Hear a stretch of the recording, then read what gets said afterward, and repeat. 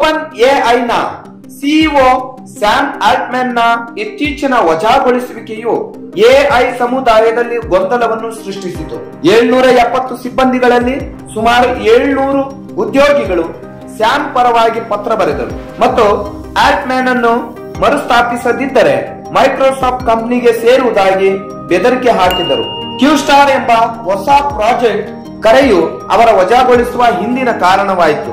ಕ್ಯೂಸ್ಟಾರ್ ಒಂದು ಮುಂಗಡ ಎಐ ಮಾದರಿಯಾಗಿದ್ದು, ಇದು ಸ್ವತಂತ್ರ, ತಾರ್ಕಿಕ ಮತ್ತು ಸಂಕೀರ್ಣ ಸಮಸ್ಯೆ ಪರಿಹರಿಸುವ ಸಾಮರ್ಥ್ಯವನ್ನು ಹೊಂದಿರುವ ಎಐ ಅನ್ನು ಕೃತಕ ಸಾಮಾನ್ಯ ಬುದ್ಧಿಮತ್ತೆಯನ್ನು ಅಭಿವೃದ್ಧಿಪಡಿಸುವ ಪ್ರಗತಿಯಾಗಿದೆ. ಕೃತಕ ಸಾಮಾನ್ಯ ಬುದ್ಧಿಮತ್ತೆಯು ಮಾನವನು ಮಾಡಬಹುದಾದ ಯಾವುದೇ ಕೆಲಸವನ್ನು ಮಾಡಲು ಸಾಕಷ್ಟು ಸಾಮರ್ಥ್ಯವನ್ನು ಹೊಂದಿರುವ ಸ್ಮಾರ್ಟ್ ಎಐ ಆಗಿದೆ. ಬೋರ್ಡ್ ಸಂಭಾವ್ಯ ದುರುಪಯೋಗದ ಬಗ್ಗೆ ಕಳವಳ ವ್ಯಕ್ತಪಡಿಸಿತು ಮತ್ತು ಅದರ ಸುರಕ್ಷತೆ ಮತ್ತು ನಿಯಂತ್ರಣದ ಬಗ್ಗೆ ಕಳವಳ ವ್ಯಕ್ತಪಡಿಸಿತು ಮತ್ತು ಎಐ ಯಲ್ಲಿನ ಈ ಪ್ರಗತಿಯ ಬಗ್ಗೆ ಆಲ್ಟ್ಮ್ಯಾನ್ ನ ಮಾಹಿತಿಯ ಕೊರತೆಯು ಮಂಡಳಿಯೊಂದಿಗಿನ ಘರ್ಷಣೆಗೆ ಕಾರಣವಾಯಿತು.